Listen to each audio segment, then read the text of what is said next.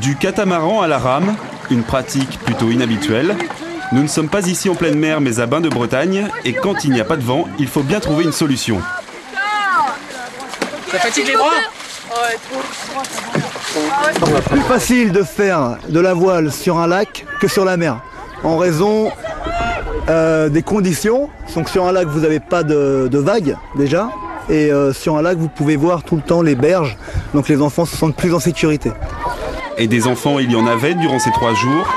60 jeunes de 12 à 15 ans, venus d'Ille-et-Vilaine ou encore de la région angevine, ont participé à cette 2e édition du raid sportif organisé par l'association Léo Lagrange. Objectif de ces 3 jours, favoriser la pratique sportive et le respect de l'autre. Et apparemment, l'objectif a été atteint.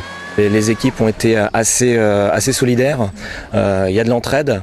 C'est sûr que c'est pas facile pour les jeunes qui arrivent comme ça de regarder les autres et puis de s'encourager. On a vu vraiment des bonnes équipes qui, même si elles n'étaient pas bien classées, ont fait un très bon raid. On s'est beaucoup amusé et c'était des épreuves sportives, on a bien aimé. Ouais, on a fait des trucs qu'on n'a jamais fait.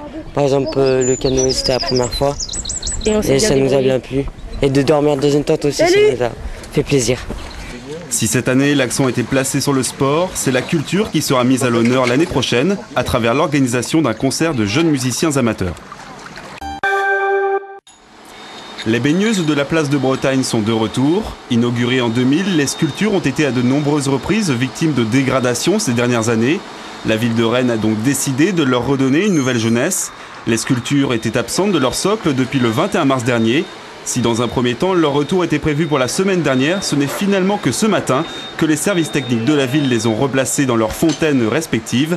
Poncées puis réenduites d'une couche de peinture, les baigneuses sont aujourd'hui plus belles que jamais. Espérons désormais qu'elles le resteront le plus longtemps possible.